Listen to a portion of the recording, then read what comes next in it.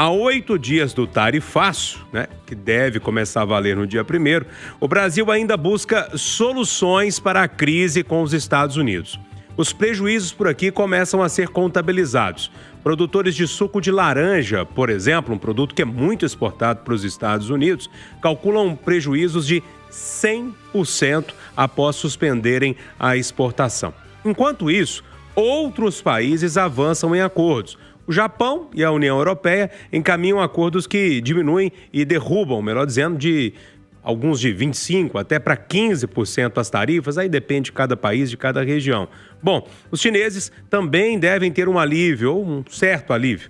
A alta nas taxas para a China pode ser adiada em mais 90 dias. E aí, Eduardo Costa? Bom dia. Bom dia a todos. Ô, Júnior, na próxima encarnação, e eu acredito... Você está cansado desse assunto? Estou muito. É porque eu também estou. Não, mas muito. E por isso, eu vim pensando isso agora, o caminho aqui para a rádio.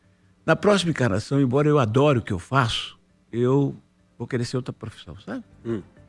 Lá, o médico, o administrador, para mim ser um alienado, não acompanhado do dia a dia, não, porque o sofrimento é grande.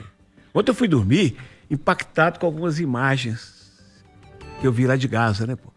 Pô, tem criancinha, Júnior, sendo esmagada no meio da multidão para poder com a mãozinha esticada, com a panelinha para ganhar um tiquinho de comida e que está sendo explodida, rapaz. É dolorido isso mesmo. Pô, como é que você dorme? Acordei hoje com a notícia de que em Frutal, no Pontal do Triângulo Mineiro, uma servidora pública da prefeitura, comissionada, ou seja, não concursada, está sendo investigada pelo Ministério Público porque ela tinha controle sobre as marcações de consulta, sabe? Então ela interferia no sistema do SUS para botar os amigos na frente. Os amigos consultarem, fazer tudo na frente. Brutal. Aí eu venho para a rádio e falei, bom, o Júlio vai me perguntar sobre esse negócio do tarifaço de novo. O que eu vou falar? A culpa não é minha, Eduardo. A culpa não é minha. Sabe o que eu vou falar, Júlio? Eu vou falar que a gente tem que ler. Porque se a gente lê, a gente compreende.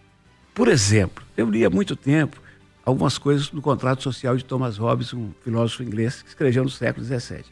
E ele tem uma frase que é muito famosa: o homem é lobo do homem. Ô, Júnior, isso acalma o coração da gente. Porque o cara descobriu há 400 anos que, se não houver um governo preferencialmente forte e respeitado, até admirado, nós vamos nos matar. Nós somos capazes de nos matar. Aí você busca um cadiquinho antes, né? Na época que o Brasil foi descoberto, Maquiavel, italiano, dizendo o seguinte: olha para você ver como é que isso calha para os nossos representantes, os grandes homens públicos hoje. Olha, é melhor ser temido do que ser amado, se não puder ser ambos. E por fim, outra frase do Maquiavel. Essa é mais famosa ainda. Os fins justificam os meios. Você olha para o cenário, Júnior, no cenário internacional é o seguinte: farinha pouca, meu pirão primeiro. Que se dane o outro. E no cenário nacional, os fins justificam o meio. Ano que vem tem eleição. Fica muita coisa mesmo.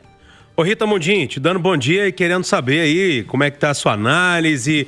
Eu vi mais cedo você comentando no Jornal da Itatiaia que os mercados não estão acreditando muito que isso vai acontecer mesmo. Enfim, como é que você tá vendo isso tudo aí, 8 dias dessa possibilidade? Bom dia. Olha, Júnior, na verdade os mercados comemoraram ou têm comemorado nos últimos dias o que eu chamo de chuva de acordos. Então o Trump está fechando acordo. Está fechando acordo com o Japão, Indonésia, Filipinas. A China e os Estados Unidos estão se dando muito bem. E a gente não consegue sair do lugar. Ou melhor, a única saída é o aeroporto. É essa comitiva que vai na sexta-feira para começar uma agenda na segunda. A agenda é segunda, terça e quarta. E dia 1º de agosto é sexta-feira. Então, de sexta até segunda, eles vão lá, né, com o nosso dinheiro, né, representar o Brasil. E o que é que nós temos? Nenhum pré-acordo, nenhuma luz, nós não temos túnel e muito menos a luz no fim do túnel. E os mercados estão comemorando, até o mercado brasileiro pegou uma rebarba. O dólar caiu, a bolsa subiu. Lá no Japão, a bolsa subiu ontem quase 4%, está subindo hoje de novo. As bolsas europeias estão todas em alta e subiram ontem com o pré-acordo. E aqui nós não temos plano A, B, C, D ou E. Nós temos o plano U, que é o plano único, que é pegar um monte de gente, colocar no avião e ir para os Estados Unidos conversar com os parlamentares sem nenhum tipo de estratégia pré-montada. Não existe isso, mas pelo contrário. O Lula ontem, quer dizer, o governo brasileiro se fez presente na OMC, com as bênçãos do BRICS, com as bênçãos da União Europeia e do Canadá, que são onde o Trump está tendo mais dificuldade de negociar. Então, quer dizer, que postura é essa, gente? Vamos falar dessa moeda depois. Vamos priorizar as relações comerciais globais que estão em movimento e em transformação. Enquanto isso, o Brasil fica agarrado numa ideologia que vai contra as democracias ocidentais e o pensamento de Trump, que sabe que o Brasil é a maior democracia da América Latina, que sabe que o Brasil é a maior economia da América Latina. Mas o Brasil tem se alinhado à China, à Rússia, ao Irã e a essa ideia de ser o líder, o protagonista, ou pelo menos o porta-voz da moeda que vai competir com o dólar. E aí o Trump fala ontem, logo depois da OMC, que as tarifas vão ser de 15% a 50%. E 50%, só nós é que estamos tarifados em 50%. E 50% pagarão os países que não estão se dando bem com os Estados Unidos. Isso não é questão de soberania, não. Isso é questão de negociação. E como diz o Chacrinha, quem não se comunica se estrumbica. E está todo mundo defendendo os mercados. É muito difícil abrir o mercado americano, entrar no mercado americano e permanecer nele.